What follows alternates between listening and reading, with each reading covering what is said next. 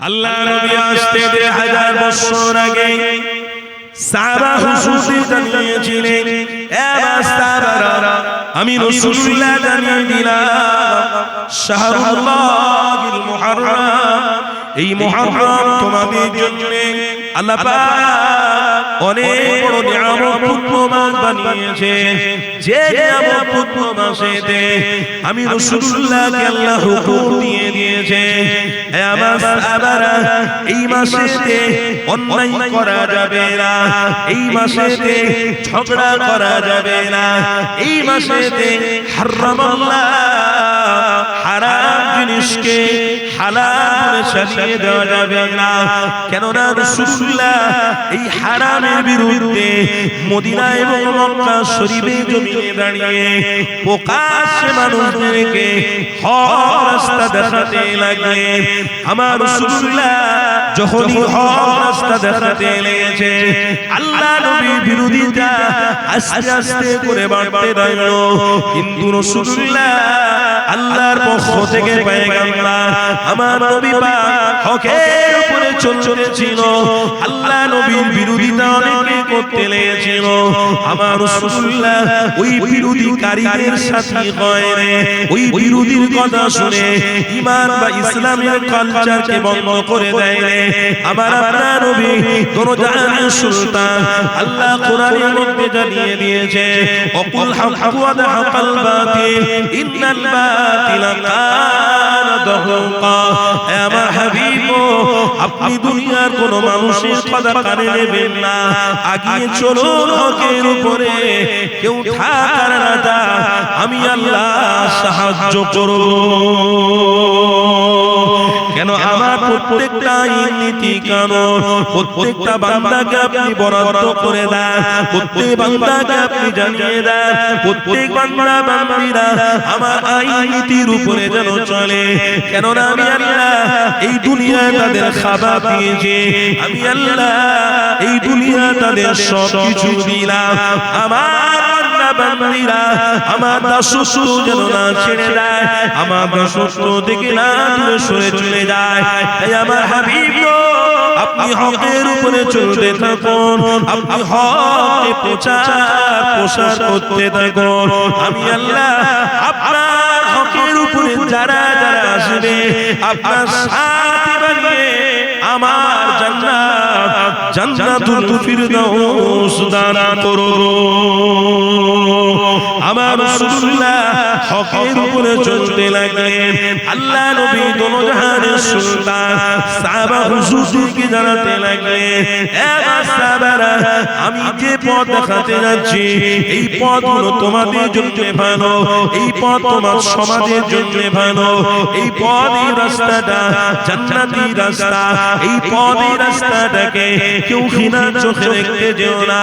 আমার রাসূলুল্লাহ সাহাবাদের জানাতে লাগলেন, এ সাহাবারা, তোমরা যদি রাসূলুল্লাহকে মহব্বত করো তাহলে মনে রেখে দিও রাসূলুল্লাহ যে ভাষাগুলো কথাগুলো বলছে এই কথার উপরে আমল করতে শুরু করে দাও। আমি রাসূলুল্লাহ জানিয়ে দিই, আল্লাহ নিজে জানিয়েছে, ওয়ালিমান খাফা মাকাম রাব্বিহি জান্নাতা। আমার আল্লাহ নিজে আপনার বান্দা বান্দীদেরকে আমার রাসূলুল্লাহ নেতৃত্বকারী যারা, আমার রাসূলুল্লাহ নেতৃত্ব মেনেছে যারা, তাদেরকে আল্লাহ জান্নাত দুটো তোফা দান করবে।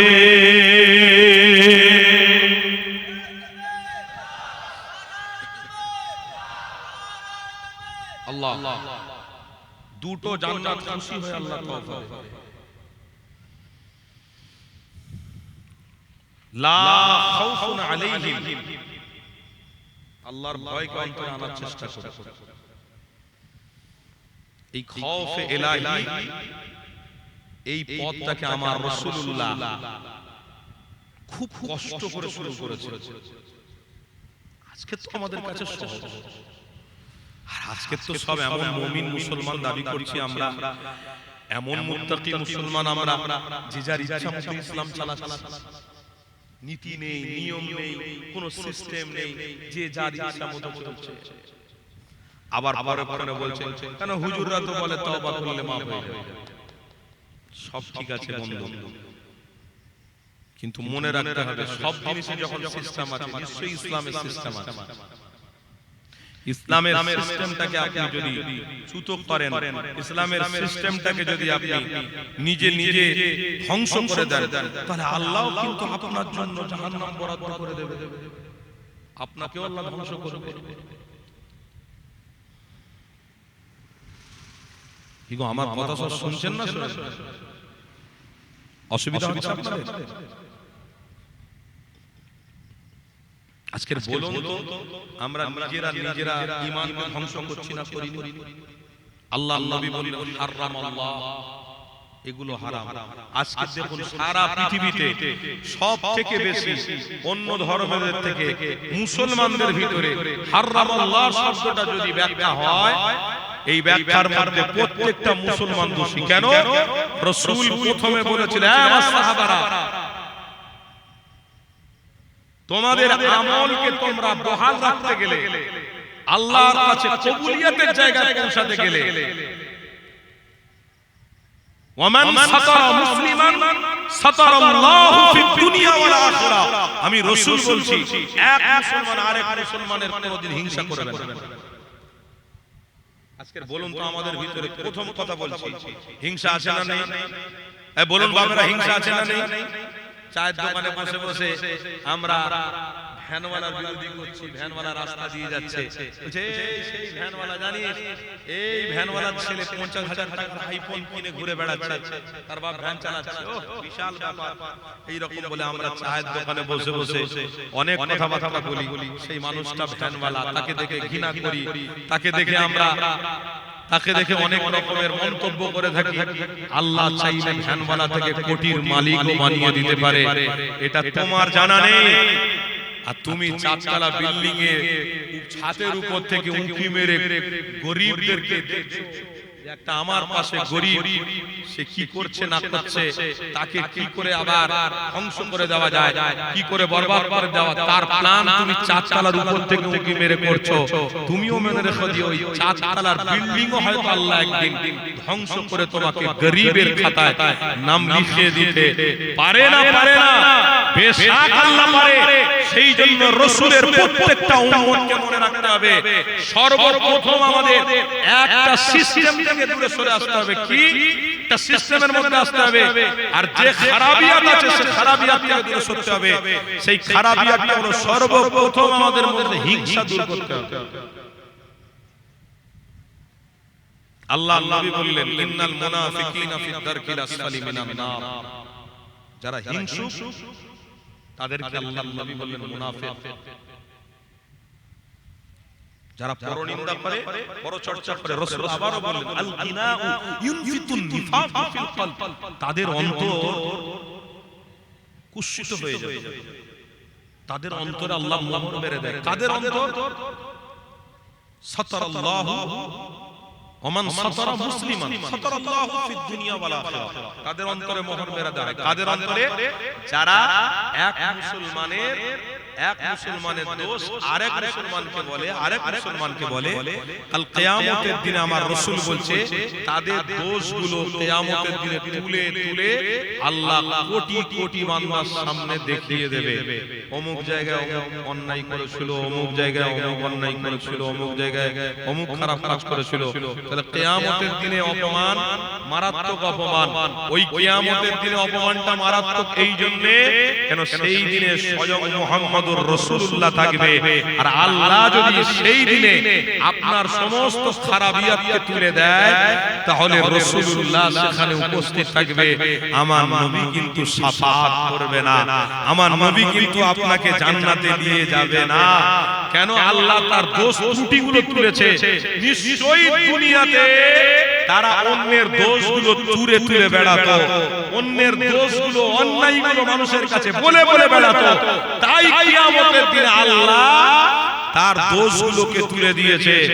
দুনিয়ায় অন্যায় করা আর কিয়ামতের দিনে দোষী হওয়া, এই দুটোর মধ্যে আসমান জমিন পার্থক্য আছে। দুনিয়ায় অপমান হওয়া আর কিয়ামতের দিনে অপমান হওয়া, এই দুটোর মধ্যে পার্থক্য আছে। তাই দুনিয়ায় অপমান যদি হন তাহলে আবার আপনাকে পরিবর্তন হতে হবে, কিন্তু কিয়ামতের দিনে আল্লাহ যদি অপমান করে সেখানে কিন্তু আর পরিবর্তন হওয়ার কোনো রাস্তা থাকবে না। তাহলে আমাদের পরিবর্তন হওয়ার জন্য অবশ্যই ঈমানি মাহফিল দরকার ছিল, তাই আমরা মাহফিলে এসে বসেছি। সেই ঈমানি মাহফিল আমাদের জন্য তখনই নাজাতের ওসিলা হবে যখন আমরা এক মুসলমান আরেক মুসলমানের দোষ ত্রুটিকে গোপন রাখবো। এক মুসলমান কেন, প্রত্যেকটা আল্লাহর মাখলুকের সঙ্গে ভালো ব্যবহার করব। আল্লাহ নবী কোন জাহানের সুলতান ১৫০০ বছর আগে সাহাবা হুজুরকে জানিয়েছিলেন, এ সাহাবারা আমি রাসূলুল্লাহ জানিয়ে দিলাম হারামাল্লাহ, তোমরা বিরোধী কাজ করবে না, আল্লাহ পাক হারাম করে দিয়েছে। তোমরা অন্যায় করবে না, আল্লাহ পাক হারাম করে দিয়েছে। তোমরা ব্যভিচার করবে না, আল্লাহ পাক হারাম করে দিয়েছে। আমার রাসূলুল্লাহর মিশন ছিল প্রত্যেকটা মানুষকে সৎ রাস্তা দেখানো, প্রত্যেকটা মানুষকে অসৎ রাস্তা থেকে ফিরিয়ে দিয়ে সৎ রাস্তা থেকে নিয়ে যাওয়া। তাই আমার রাসূলুল্লাহর মিশন অনেক সুন্দর মিশন। আজও সেই মিশনে আমরা রয়েছি গো। আজ আমরা নিজেরা নিজেদের মধ্যে ভ্রাতৃত্ব ভালোবাসা রেখে দিয়েছি। আজ আমরা নিজেদের মধ্যে মহব্বত ভালোবাসা আত্মীয়তা রেখে দিয়েছি। কিন্তু ইদানিং করে আজ আমাদের মধ্যে অনেকে হিংসা ছড়াতে রয়েছে। আজ আমাদের মধ্যে অনেকে হিংসা ছড়িয়ে ছড়িয়ে নিজেদের মধ্যে গন্ডগোল লাগিয়ে দিয়ে আমাদের ঈমানকে দুর্বল করার চেষ্টা করতে রয়েছে। এ বাপেরা, এই জন্যই তো আপনাদেরকে জানিয়ে দিই, আল্লাহ নবী দোনো জাহানের সুলতানি গোলামেরা মনে রেখে দিও, আমার রাসূলুল্লাহর দুই নাতি ছিল, হযরত ইমাম হাসান, হযরত ইমাম হোসেন। হযরত ইমাম হাসানকে আমার রাসূলুল্লাহ মহব্বত করত, হযরত ইমাম হোসেনকে আমার রাসূলুল্লাহ মহব্বত করত। কিছু কিছু সাহাবারা এই মহব্বত দেখার পরে তাদের অন্তর চলে যেত, বাচ্চা ছেলেদেরকে এত মহব্বত করে কেন? আল্লাহ নবী সাহাবাদের বলতেন, বাবা সাহাবারা, হযরত হাসান ইমাম হোসেনকে আমি মহব্বত করি, এই জন্য হযরত ইমাম হাসান হোসেনকে আল্লাহ স্বয়ং মহব্বত করে থাকে। আল্লাহ নবী সাহাবা হুজুরকে জানালেন, আমার হাসান হলো মহব্বতের নাতি, আমার হোসেন হলো মহব্বতের নাতি।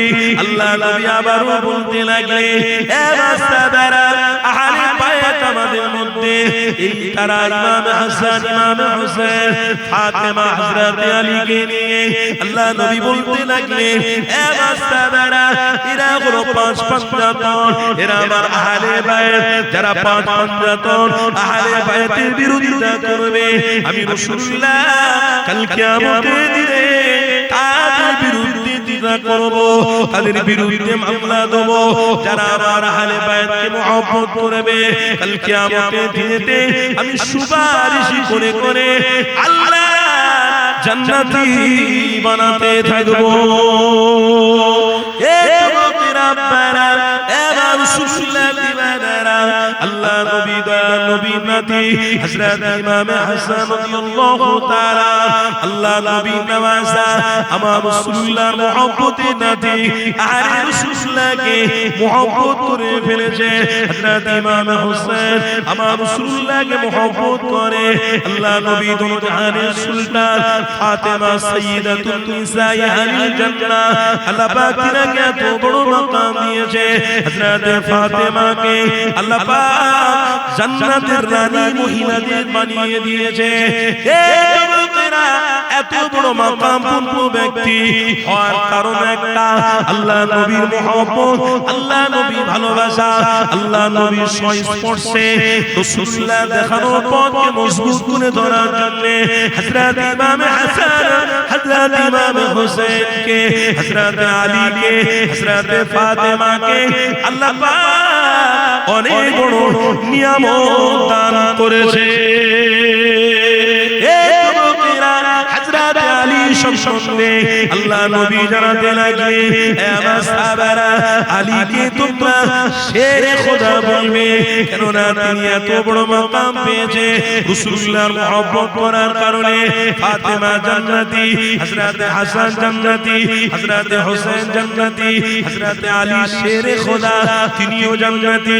তাই তো আপনাদেরকে জানিয়ে দিই, এরা আমার নবীর আহলে বায়াত, এরা আমার নবীর পাঁচ পাঞ্জাতন, আমার নবীর সাথে গভীর সম্পর্ক থাকার জন্য আল্লাহ এদের মাকাম দিয়েছে। না না, এই যুবকেরা রাসূলুল্লাহর অনুসারী হওয়াতে আল্লাহ এদের মাকাম দিয়েছে। না না, মনে রেখে দিও, আমার রাসূলুল্লাহ প্রত্যেকটা কথার উপরে আমল করার জন্য আল্লাহ এদের জান্নাতি বানিয়ে দিয়েছে।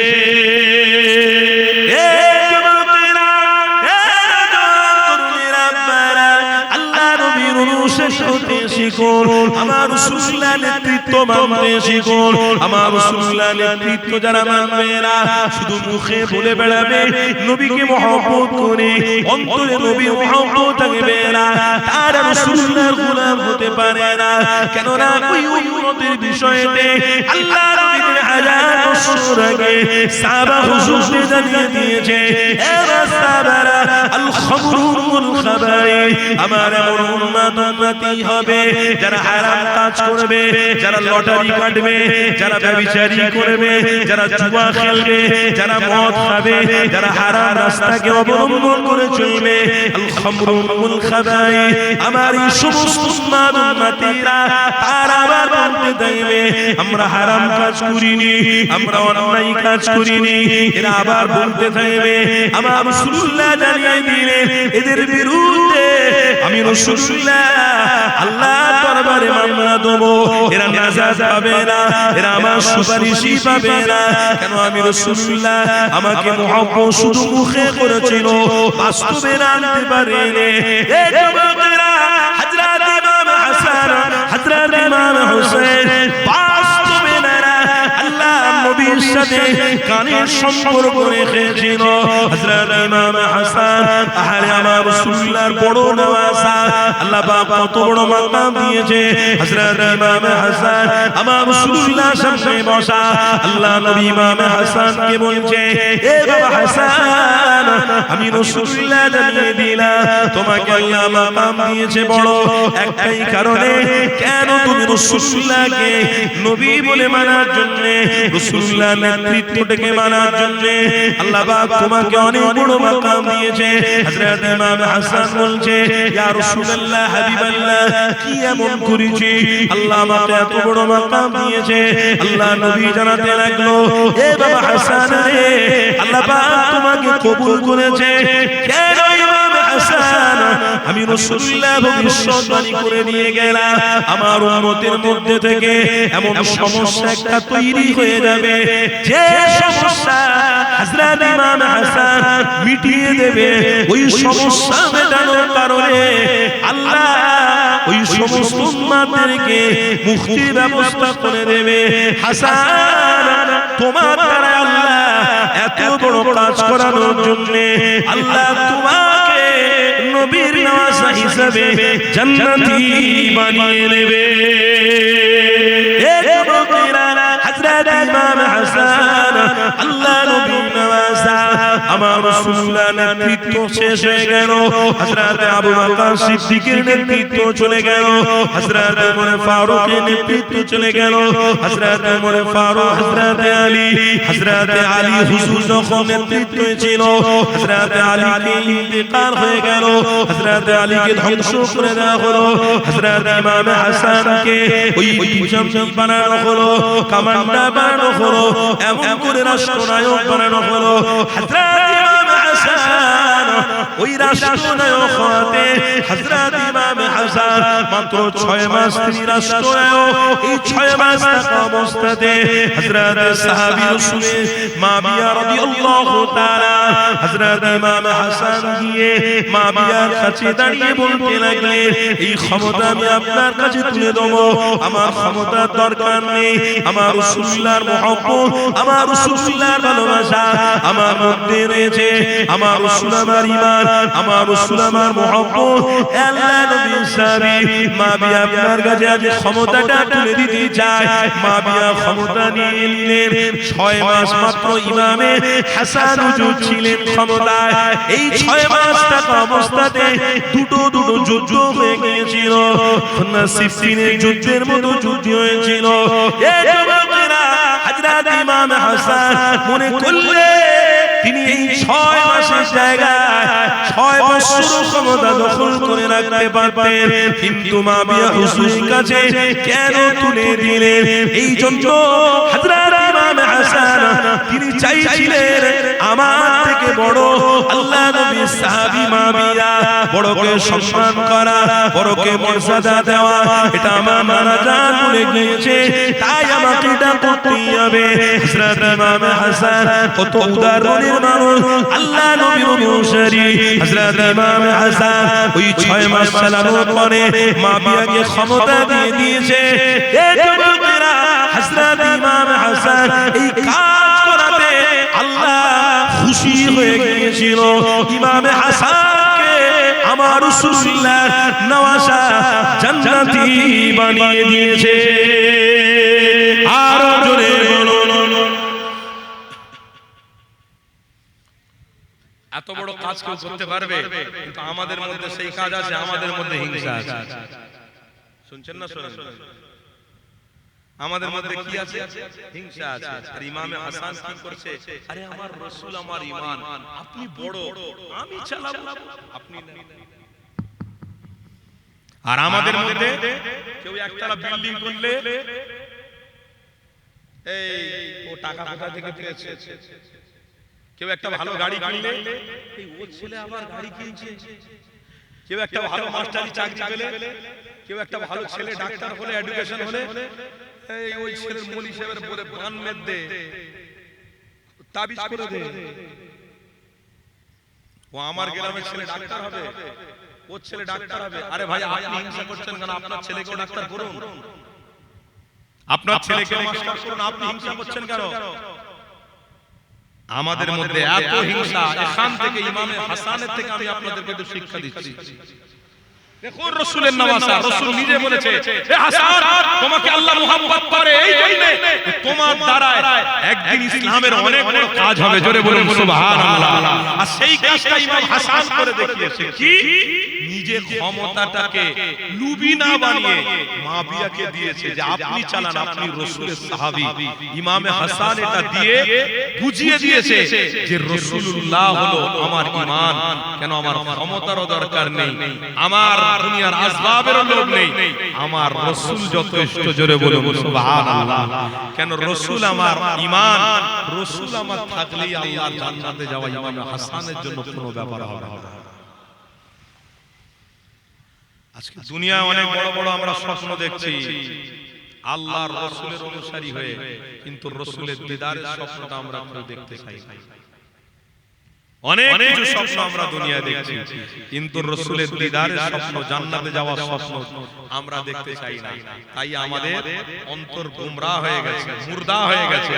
তাই আমরা যা ইচ্ছা পৃথিবীতে করে বেড়াচ্ছি, আর আমাদের পরিচয় সম্পর্কে আমরা জানি না যে আমরা কারা, আমরা কে, আমাদের ফেসটা কি, আমরা কারা, আমাদের নামের আগে কি লেখা আছে? মুহাম্মদ আব্দুস সাত্তার, মানে রাসূলের নামের অংশ আমাদের নামে আছে। তাহলে আমরা রাস্তায় যখন চলবো আমাদের চলাফেরার মধ্যে সংযত থাকবে, আমরা যখন কথা বলবো আমাদের কথার মধ্যে সংযত থাকবে, আমরা যখন ব্যবসা বাণিজ্য করব সুন্নতে নববী থাকবে, আমরা যখন কোন মানুষের সাথে লেনদেন মুআমালাত মুআশারাতের মধ্যে যুক্ত থাকবো, তখন আমাদের মধ্যে মুস্তাফার একটা পরিচয় থাকবে। প্রত্যেকটা উম্মতের মধ্যে যদি এই রকম সিস্টেম, এই রকম প্রেম, এই রকম ভালোবাসা উদার মন থাকে, খোদার কসম কেউ আপনার বিরোধী করবে না। আপনার কাছে এসে ঈমানকে মহব্বত করে তারাও একদিন রাসূলের গোলাম হয়ে যেতে বাধ্য হয়ে যাবে। কিন্তু পরিচয়টা আমরা নিজেরাই খারাপ করে ফেলছি। মিথ্যা কথা সবথেকে বেশি খারাপ বলে আমরা। সবথেকে বেশি শিক্ষা থেকে পিছিয়ে খারা গেছে আমরা গেছি। সবথেকে বেশি মারামারিতে আগিয়ে কে আছে? আমরা আছি। সবথেকে বেশি হারাম খাচ্ছে কারা? ইদানিং করে একটা মানুষ দাঁড়িয়ে দাঁড়িয়ে প্রকাশ্যে বলছে, আরে তোমাদেরকে মাস্টার বানাতে হবে, ডাক্তার বানাতে হবে। সেটা কে বলছে? সেটা কোনো মুসলমান ভাই নয়, আল্লাহর একজন মাখলুক। সে দাঁড়িয়ে প্রকাশ্যে বলছে শুধু টুপি পরে দাঁড়িয়ে পড়লে হবে না, তোমাদেরকে অন্যজন নিয়ে ব্যবহার করেছিল, কিন্তু এখন তোমাদেরকে ডাক্তার হতে হবে, মাস্টার হতে হবে।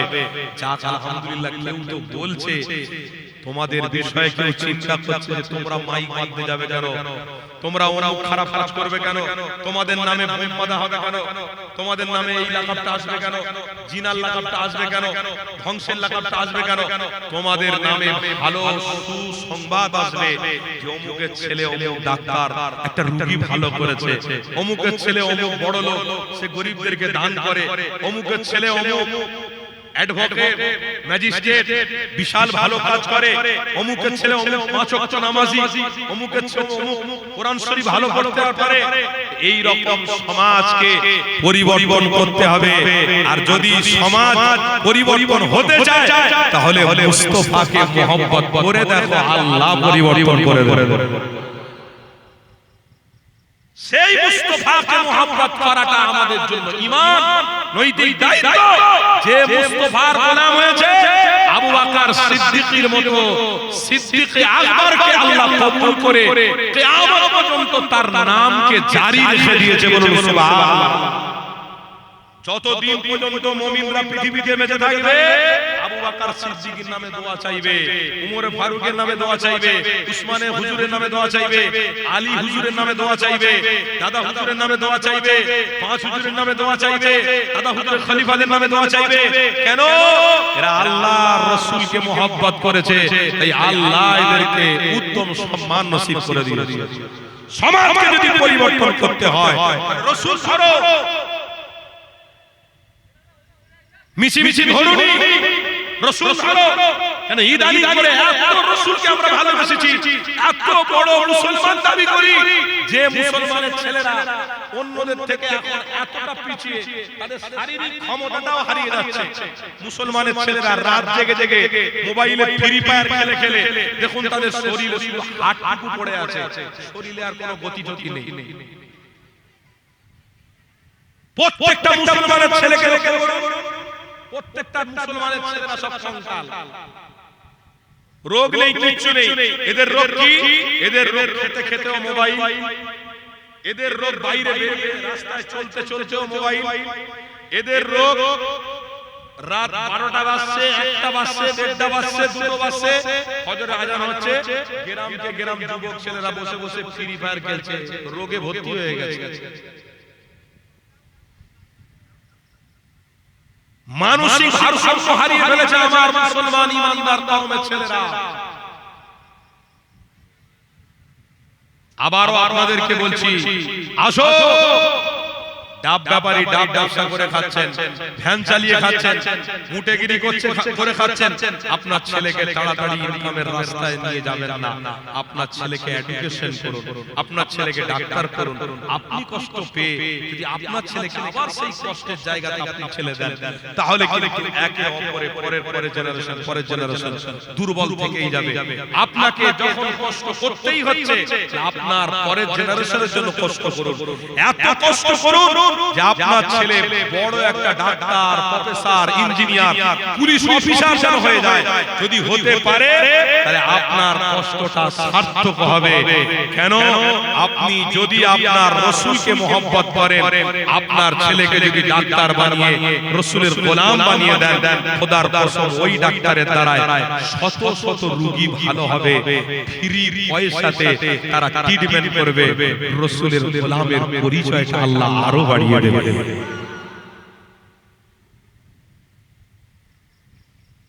আমরা কিসে এক নম্বর হয়ে যাচ্ছি? রাস্তার ধারে লটারি বিক্রি হচ্ছে, এখন লটারিতে কারা এক নম্বর, আমরা এক নম্বর হয়ে যাচ্ছি। রাস্তার ধারে লটারি বিক্রি হচ্ছে, বলছে খেতে পাই না, ভালো করে খাতে পারি না, কিছু নয়। রাস্তার ধারে লটারি টাকা 5 টাকা 10 টাকা করে বিক্রি হচ্ছে। ব্যাস টুক করে যদি 1 লাখ টাকা লেগে যায়, 1 কোটি টাকা লেগে যায়, যদি একবার লেগে যায় ব্যাস একদম ফুলে ফলে ভরে ভরে যাবে।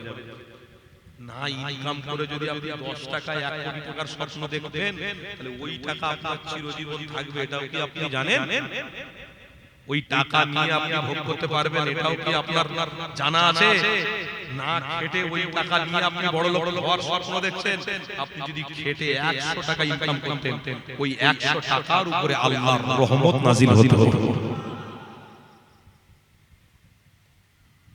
কেন?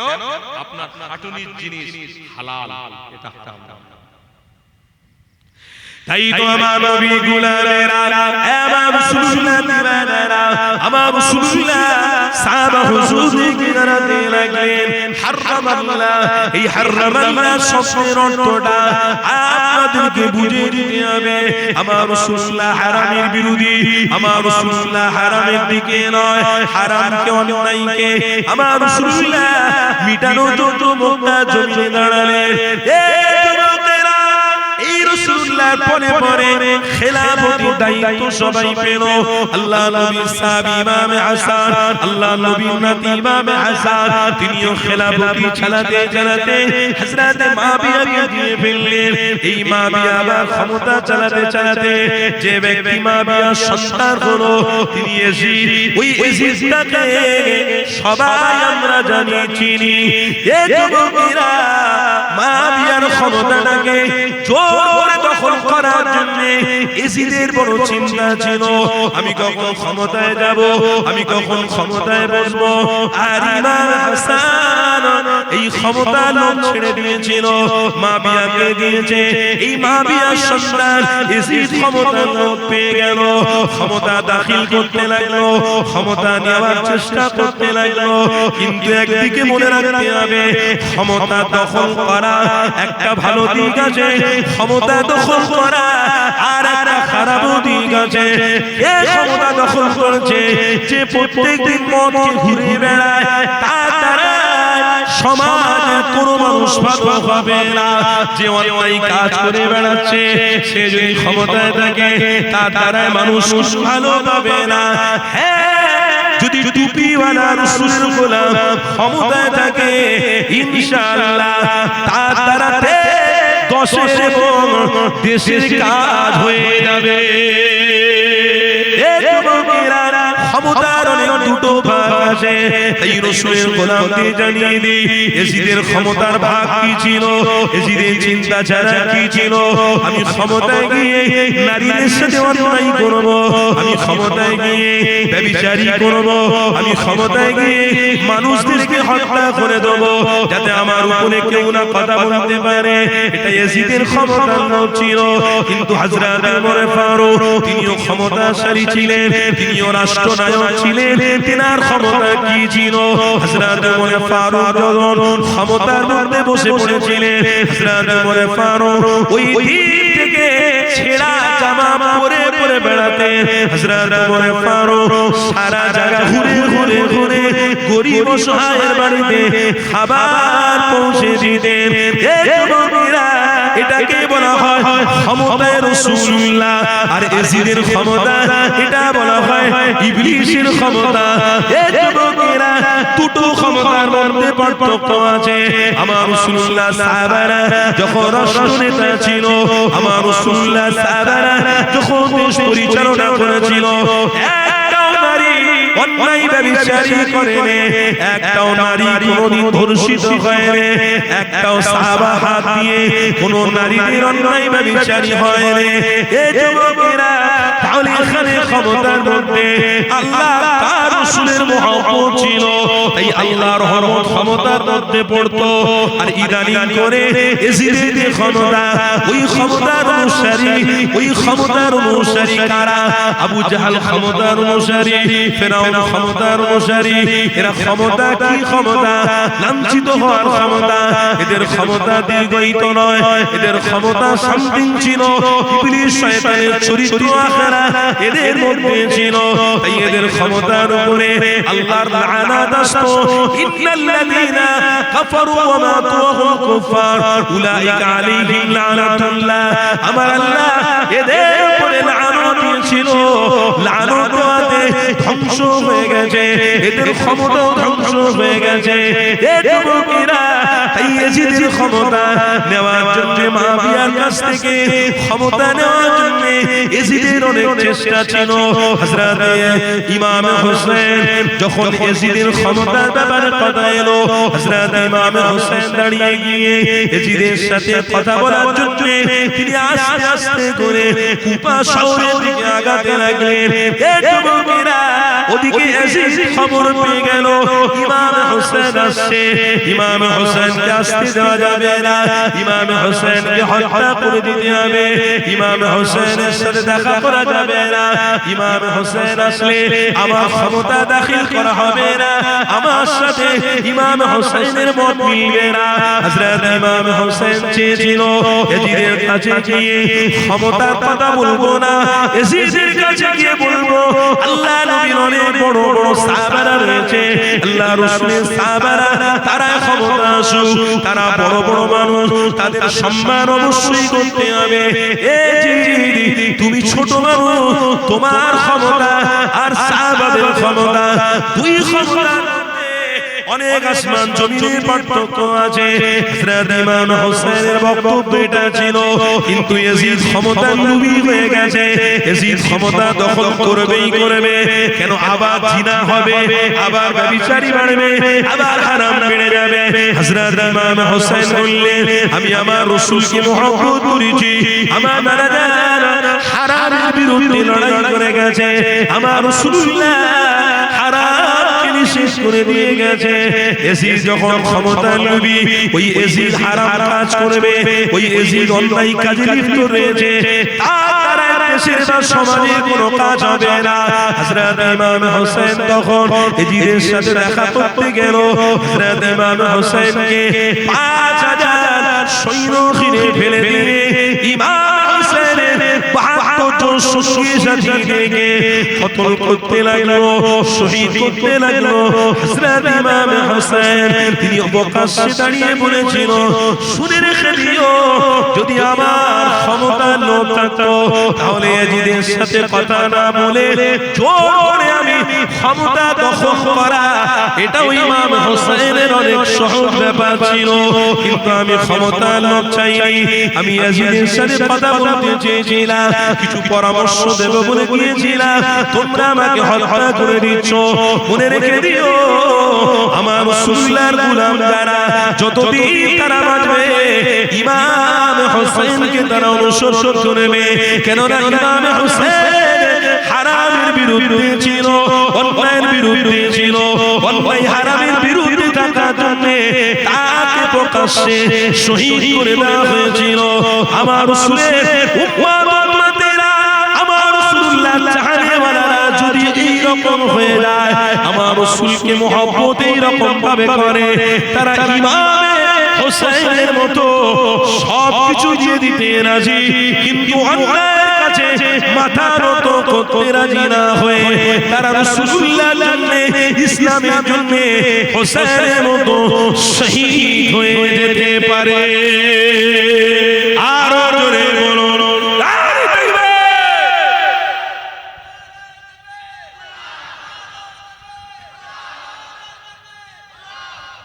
আমার আপনারা, আমার ভাইরা, আলোচনা হচ্ছে সেইটা কি হারাম জিনিসের বিরুদ্ধে। আর ইমাম হোসেন ওই হারাম জিনিসের বিরোধিতা করতে গিয়েই তাকে শহীদ হতে হয়েছে।